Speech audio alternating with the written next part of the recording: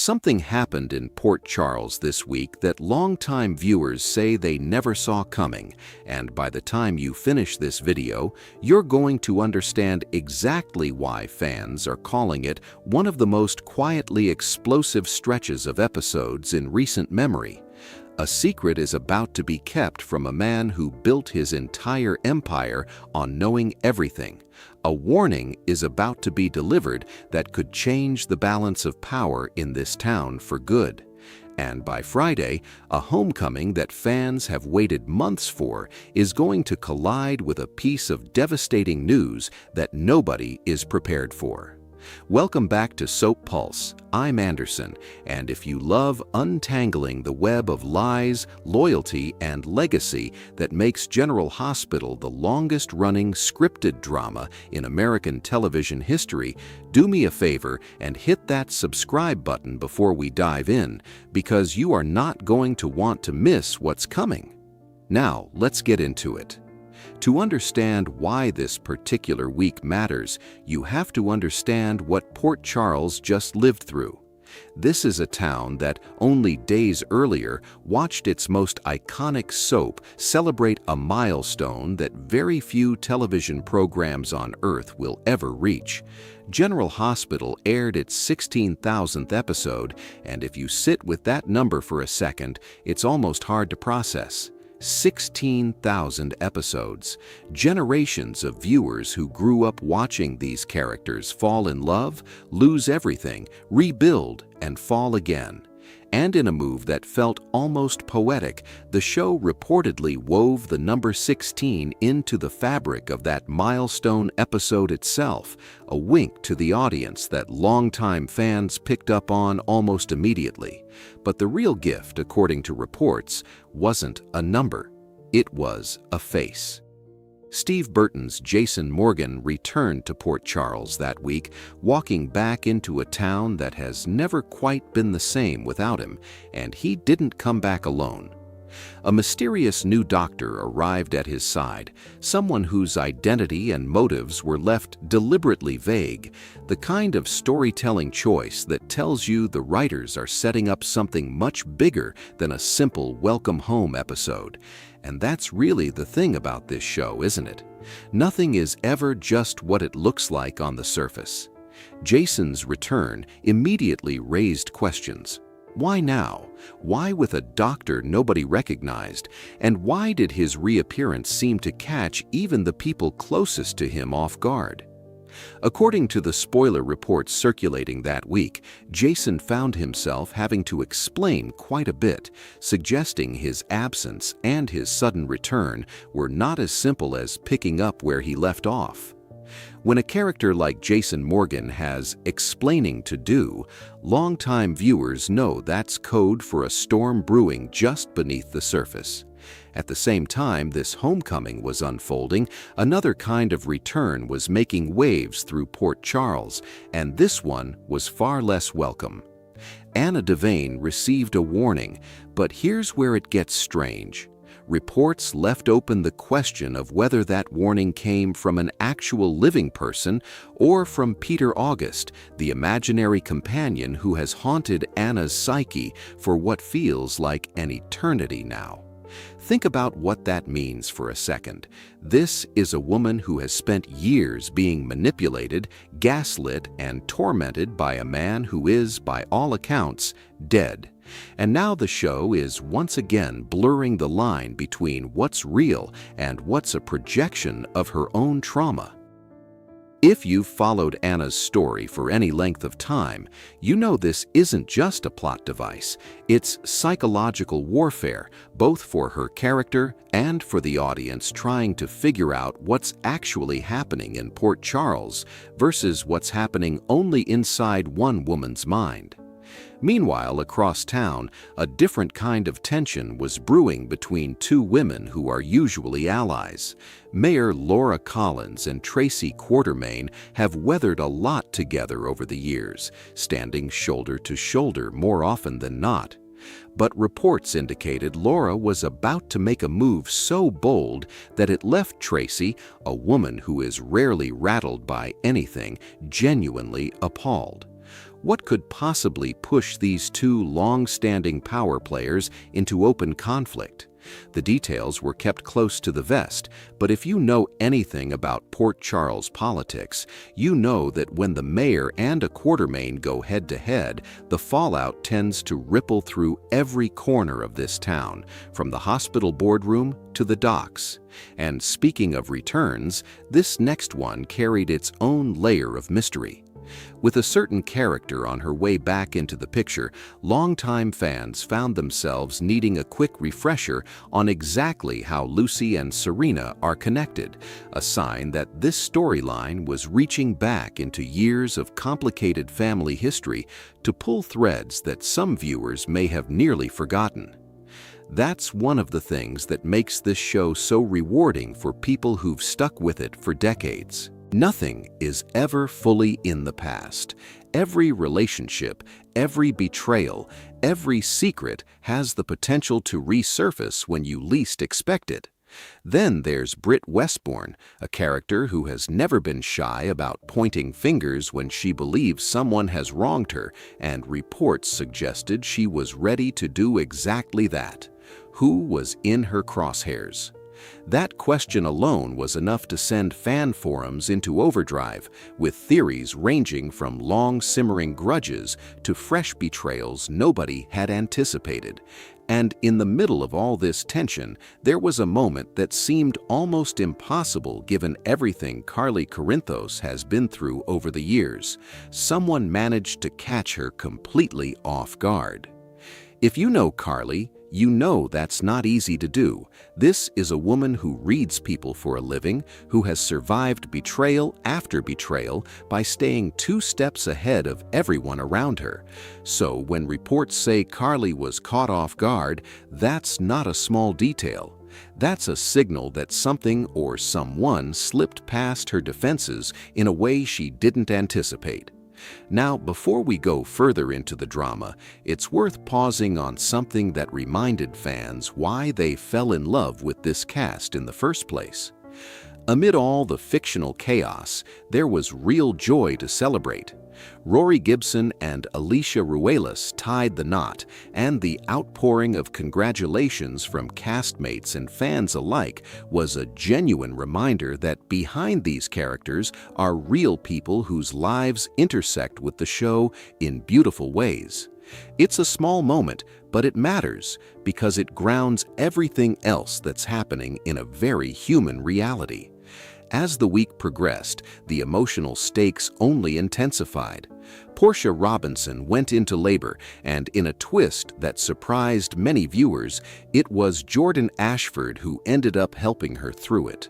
Think about the layers there. These are 2 women whose history is anything but simple, and now one of the most vulnerable moments a person can experience, childbirth, is unfolding with an unlikely ally by her side.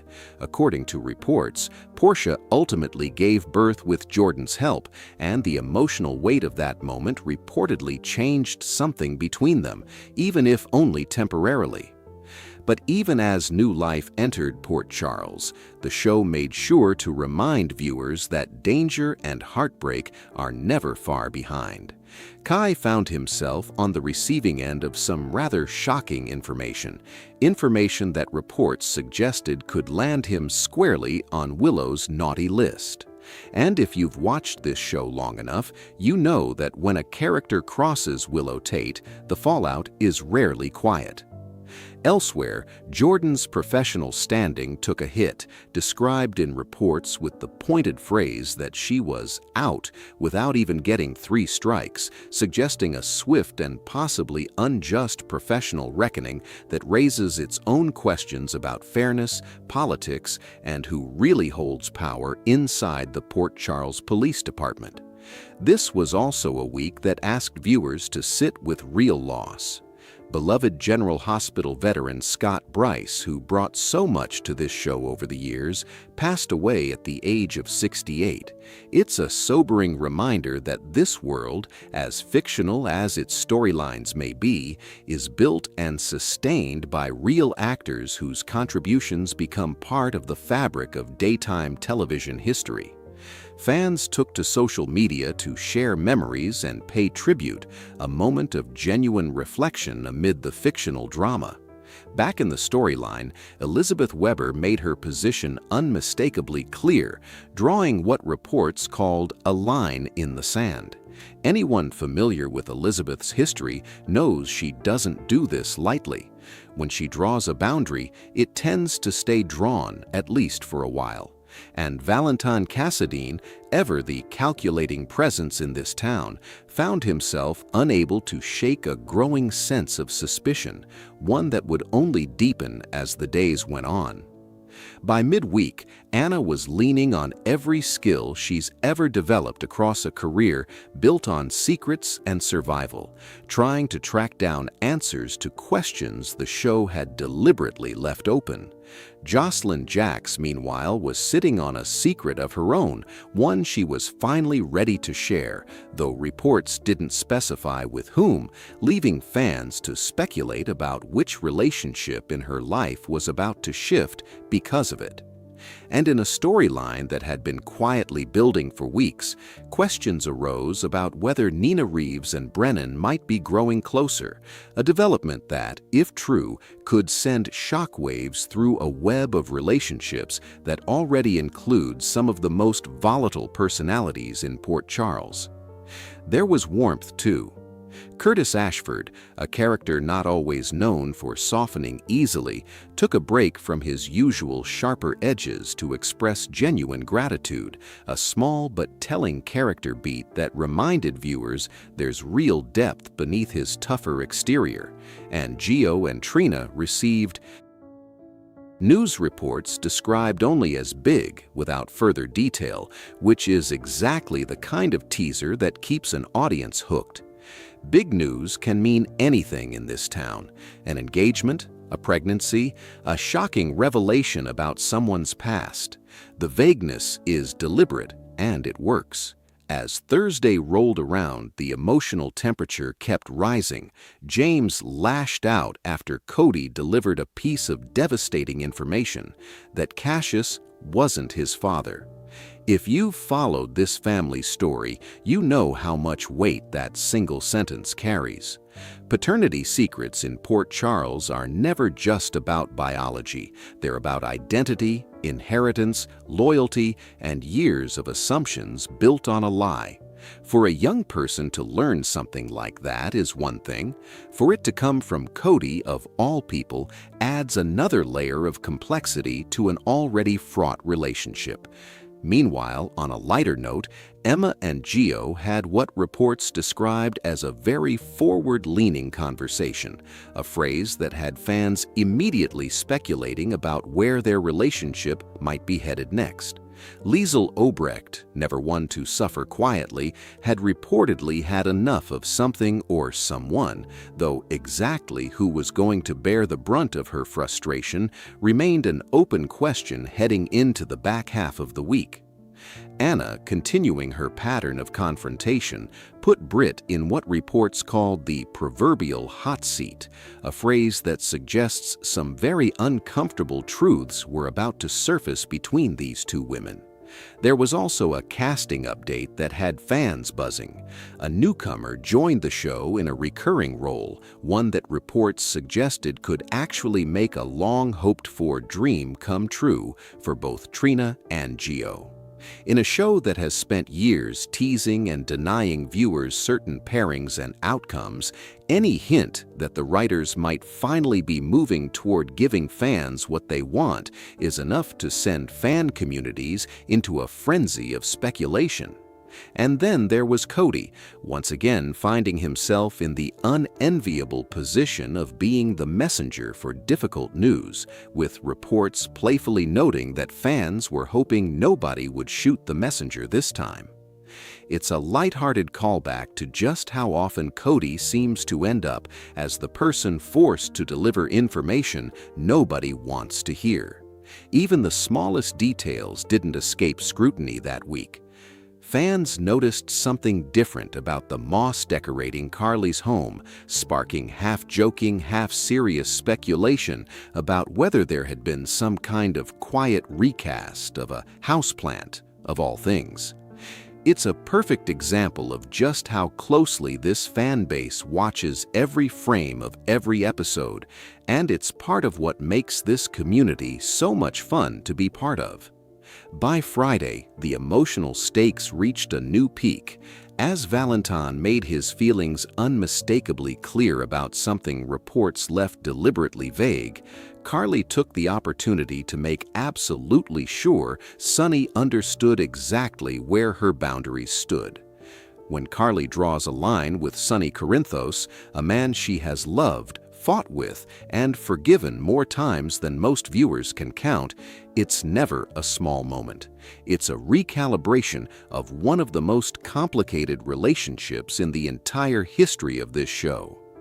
Trina and Jocelyn, whose friendship has weathered its own share of storms, sat down to finally clear the air between them, a moment fans had been hoping for after weeks of simmering tension.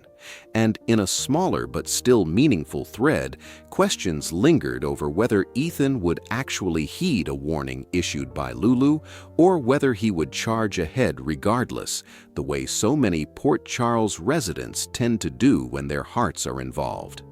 The week closed with Nina finally opening up to Brennan, a moment that felt like the culmination of everything that had been building between them, and one that set the stage perfectly for what was still to come.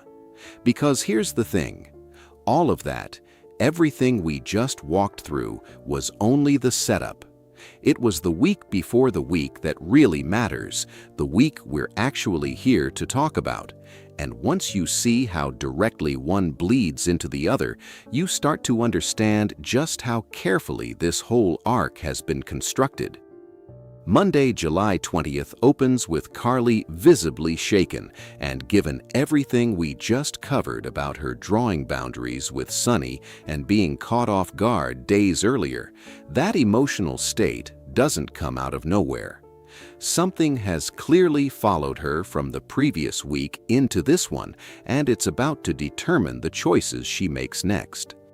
At the same time, Lulu sits down for a meeting with Sonny, a pairing that immediately raises questions given how much has just shifted around both of their orbits. Valentin, for his part, stands his ground, continuing the pattern of quiet defiance and calculation that's defined him for weeks now. Willow makes an unpleasant realization, one that reports don't specify, but that, given the ongoing tension involving Kai and the information he received the week before, could easily be connected to threads that are already in motion. Tracy, surprisingly, grants a request, a small softening from a woman who was appalled by Laura's political maneuvering just days earlier. And in a genuinely sweet real-life moment, Eden McCoy sends a heartfelt message to her real-life love, a nice reminder, much like the wedding news from the week before, that there's warmth and humanity surrounding this show even when the storylines themselves are twisting into darker territory. Tuesday, July 21st is where things start to sharpen. Carly makes the decision to keep a secret from Valentin, and given everything we know about how perceptive and calculating Valentin Cassadine is, that is not a small risk to take. Why would Carly choose concealment over confrontation with a man who has spent the better part of this arc growing more suspicious by the day? Sonny gets encouraging news, a moment of relief that stands in contrast to the tension surrounding nearly everyone else in his orbit. Anna officially returns to work, closing the loop on a storyline that began with her chasing down answers and possibly hearing warnings from a man who may or may not even be real. Dante makes a suggestion that takes Lulu completely aback, and given their history as two people who have loved each other through incredibly difficult circumstances, whatever he proposes clearly touches a nerve. And Britt and Tristan meet again, a reunion that carries weight given Britt's earlier willingness to point fingers and stir up long-buried tension. By Wednesday, July 22nd, Michael Corinthos is caught off guard, echoing the exact same language used to describe Carly's reaction just 1 week earlier. When two members of the same family experience that kind of blindside within days of each other, it's hard not to wonder whether the same underlying secret is responsible for both. Valentin lays out his plan in full, finally giving shape to the calculated moves he's been building toward. Portia surprises Curtis, a sweet beat following the emotional intensity of her labor and delivery the week before. Britt receives what reports describe as some tough love, suggesting that whatever confrontation she was gearing up for has now turned back on her. And then comes a moment that feels genuinely pivotal. Brennan delivers a warning to Anna. Given that Anna spent the previous week questioning whether her own warnings were coming from a real threat or from the ghost of Peter August still living in her mind, a direct, concrete warning from an actual person named Brennan raises the stakes considerably. Is this the confirmation that something dangerous really is closing in on her? Or is it yet another layer of manipulation designed to make her doubt herself further? Thursday, July 23rd, brings a wave of quieter, character-driven moments that nonetheless carry real emotional weight. Nina gets what's described as a wild idea, a phrase that, knowing Nina's track record, should probably make everyone around her nervous. Michael and Alexis compare notes, a pairing that suggests whatever caught Michael off guard the day before is now being investigated with the sharp legal mind of one of Port Charles's most seasoned attorneys. Sonny has a heart-to-heart with his son Rocco, a rare tender moment amid all the scheming and secrecy surrounding him. Anna makes Chase an offer, another sign that her return to work is already reshaping alliances within the department. And Laura gives Dante some intel, continuing the thread of political and personal information flowing through the mayor's office in ways that keep tying back to the central mysteries of this arc. And then we arrive at Friday, July 24th, the day this entire week has been building toward. Jason and Danny return home, a moment that closes the loop on Jason's mysterious reappearance from the week before, bringing father and son back together in a way longtime fans have been anticipating. But that homecoming is immediately shadowed by something much darker. Brennan delivers bad news, and given the warning he issued to Anna just 2 days earlier, it's hard not to connect these two moments. Was the warning a prelude to this news all along? Elizabeth challenges Willow, a confrontation that feels inevitable given the unpleasant realization Willow made at the very start of the week. Dante puts Chase to the test, raising the question fans have been asking for a while now, with Chase's devotion to Willow seemingly unwavering. Is this the moment Brooke Lynn finally decides she's had enough? And finally, Lucas offers an apology, a small but meaningful gesture that closes out the week on a note of accountability and, perhaps, the beginning of healing. Oh, where does that leave us? By the end of this stretch of episodes, nearly every major relationship in Port Charles has been tested, shifted, or outright shaken. Carly is sitting on a secret specifically kept from Valentin, a man whose suspicion has been quietly building for 2 weeks straight, which means the moment that secret surfaces, and on this show it always eventually does, the fallout could be significant. Anna has gone from questioning the reality of a warning that may have come from a ghost in her own mind to receiving what appears to be a very real one from Brennan, followed immediately by bad news just days later. That progression alone suggests the writers are building toward a genuine threat, not just another red herring. Willow's unpleasant realization at the start of the week and Elizabeth's decision to challenge her by the end feels like more than coincidence, especially with Dante testing Chase on the very same day, all of it circling back to the long simmering question of where Chase's loyalties really lie and what that means for his future with Brooklyn. And Nina's wild idea, dropped in with little explanation on Thursday, is exactly the kind of loose thread this show loves to leave dangling right before a big reveal. Fans across social media and forums have already started picking apart every detail, debating whether Carly's secret is protective or self-serving, whether Brennan's warning to Anna and his bad news to the town are connected, and whether Michael being caught off guard midweek shares a root cause with whatever shook Carly at the very start.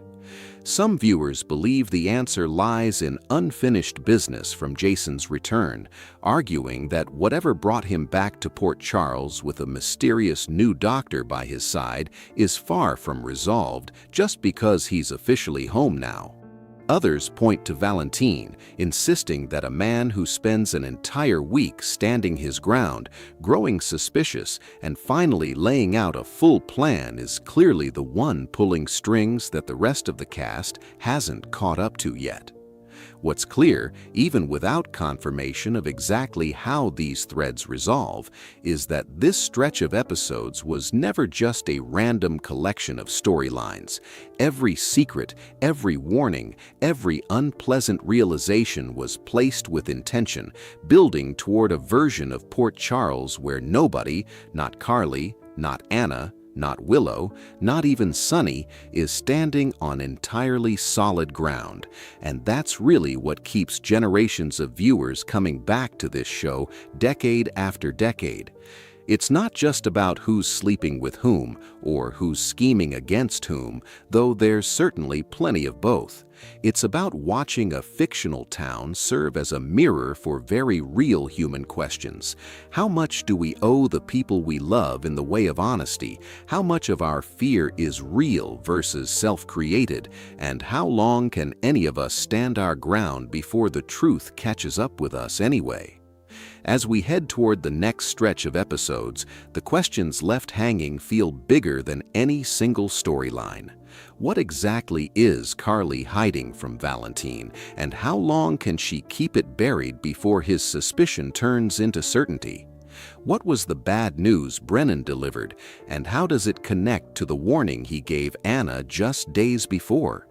Will Brooklyn finally walk away from Chase, or will Dante's test only tighten the tangled web holding this group together? And what exactly is Nina's wild idea, and who in Port Charles is going to pay the price for it?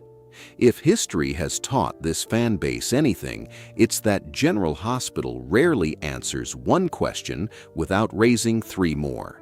That's the genius of it, and honestly, that's the reason we keep coming back, week after week, year after year, generation after generation, still not entirely sure what's coming next, but absolutely certain we're not going anywhere until we find out. If this breakdown helped you make sense of everything unfolding in Port Charles, let us know down in the comments which storyline has you the most invested, and we'll see you in the next one.